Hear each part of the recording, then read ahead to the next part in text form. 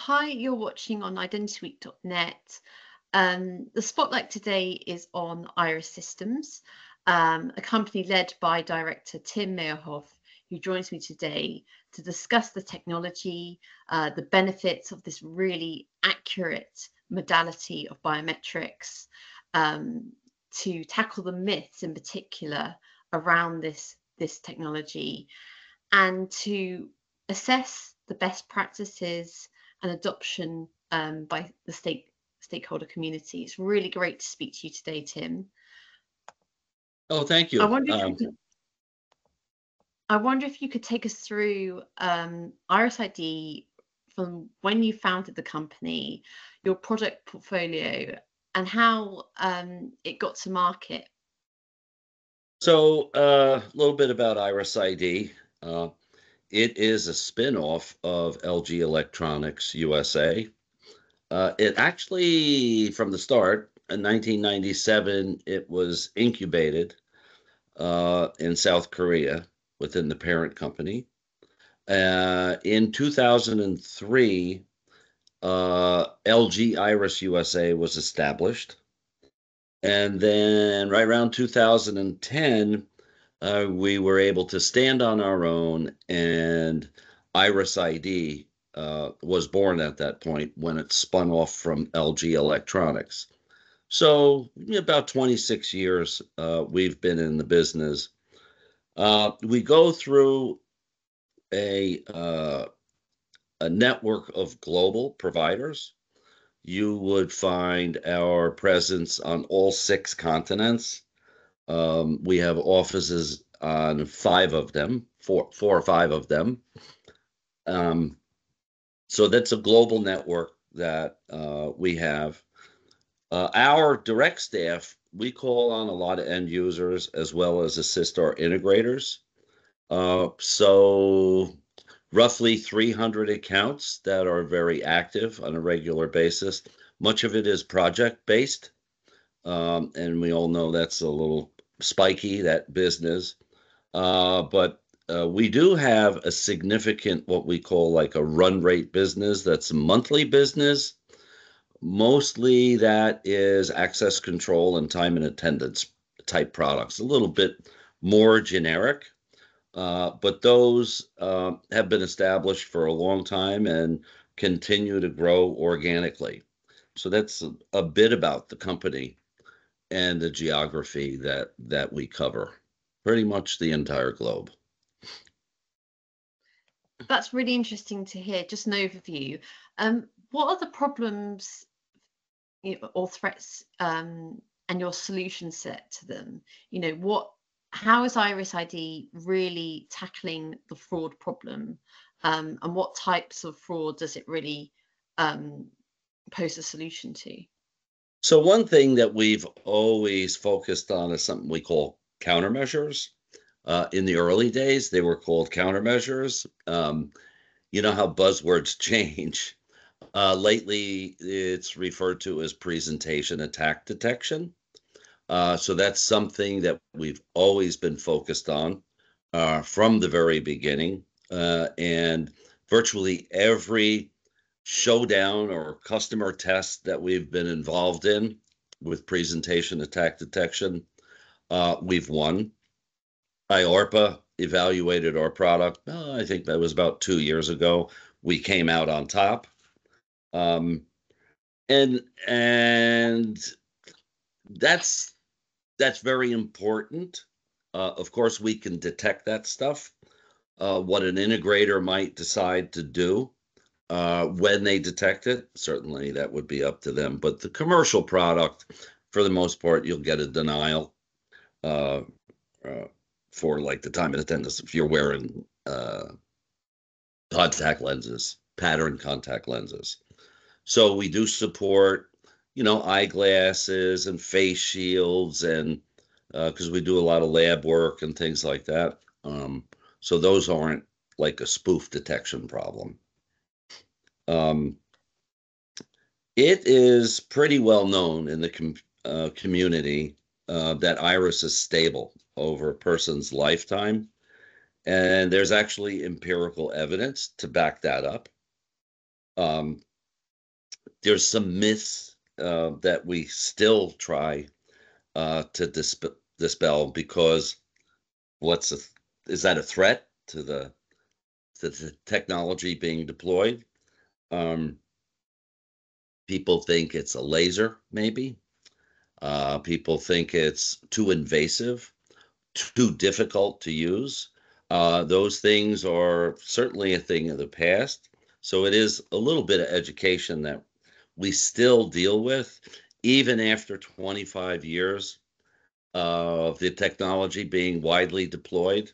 You'll still find a lot of people that call it retina scanning, which it's not.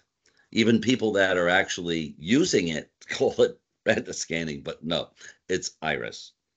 There's greater acceptance. I want to note it depends on the geography or the culture. Some regions are have a greater affinity to technology than others. Then there's a concern of privacy or function creep. Sometimes privacy is thought of as the accuracy of the technology, that there's no way to fool it, that it is the closest thing to DNA that exists as far as a biometric goes. So, we're always dealing with the fear of the unknown. We've overcome a lot of things like lighting conditions and things like that, which some other modalities tend to have issues with. But these misconceptions by the public in general, they still exist, except when somebody starts to use it, like Clear, for example. 12.5 million members. That's a private database here in the US in 57 airports at this point. That has been operational since 2010. And people really like it. They don't think it's invasive. So that's just one of the experiences that we have out there. Yep. Despite the misconceptions that you've detailed there, it is widely deployed because of its capabilities, its accuracies, it's cost efficient. How is Iris ID's technology then used in identity management? So just a very wide array of programs, right? So in ID management, you'll find it in corrections. You'll find it in the military, DOD, very big user, field proven technology. Certainly when we were in theater in Iraq and Afghanistan, and that continues today with our NATO partners, that those multimodal systems that just continue to organically grow, reach out to other partner countries. From a U.S. perspective, State Department use is increasing year over year, probably by about 20 to 25%. What's helping that along is 2020, the official announcement of IRIS support in NGI. So that database, it's all getting close to 5 million, and that's corrections oriented. You'll find it in ID programs like several states in Mexico for driver's license. Of course, the Aadhaar program in India, the national ID card there.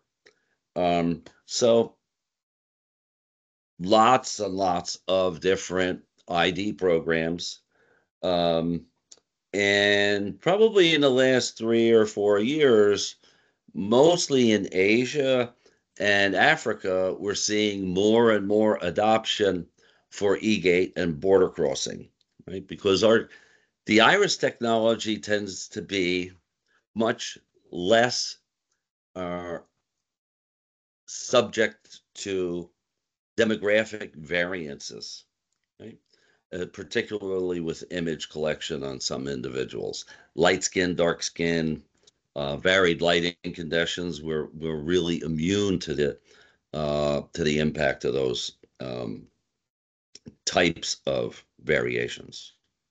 So now we're in like our 8th generation of product. And one of the things that's changing because of perception is, first of all, we're doing face and iris at the same time. Now, that's something that has been recognized for a long time, really since I've heard it mostly since about 2013 when we fully engaged with DHS and the FBI, that more and more people wanted to see iris and face collected right at the same time, at the same distance, with almost no cooperation. And that's where we are today with the, I guess, 8th or 9th generation product line that we're going to be showing at Identity Week. So we decided a number of years ago to move to fusion, to face and iris at the same time. Certainly 2 is better than 1. The immunity to demographic variances is something that really makes iris stand out, plus its accuracy. And depending on the country, the developing country, you never see any resistance to the technology, but more developed, occasionally you'll see some privacy concerns pop up there, right? Because the word invasive comes up a lot. And what does it really mean to John Q. Public? Invasive, usually it's that James Bond thing or Minority Report, laser beam getting your eye poked out. But the invasiveness is often referred to as the probability that you will be positively identified out of a very, very large gallery. Iris stands second only to DNA, and that's why some would say that it's invasive. And you've explained really how the product lineup is evolving. So what do you hope to achieve from this year's Identity Week America? What products will you have on show? So our distance products that are fusion based, iris and face at the same time. There's a full line, depending on what the budget is and what the operational requirements are. There's some new things about multiple people in a view and collecting those individuals passively and or excluding them from a view. So there's a lot of things going on with privacy and policy, particularly from one agency to another here in the US. That's my area of focus.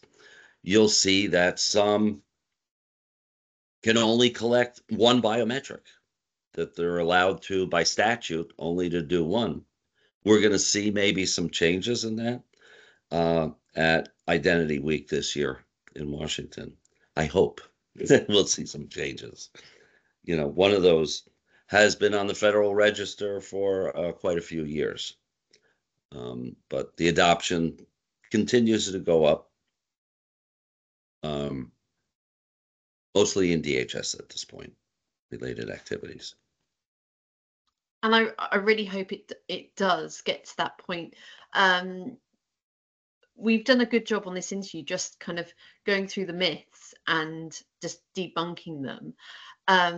What is there left to do with kind of encouraging adoption by stakeholder communities, making sure that they're informed on the best practices, making sure there's no confusion between these terms, iris and retina scanning? So on the best practice front, you know, we've worked side by side with the Department of Commerce, which is NIST, over the years to develop those best practices, not from just a vendor perspective, but from an industry perspective. And the best example of that is the iris camera selection guidance that's going to be coming out in NIST quite soon, sponsored by DOJ and the FBI.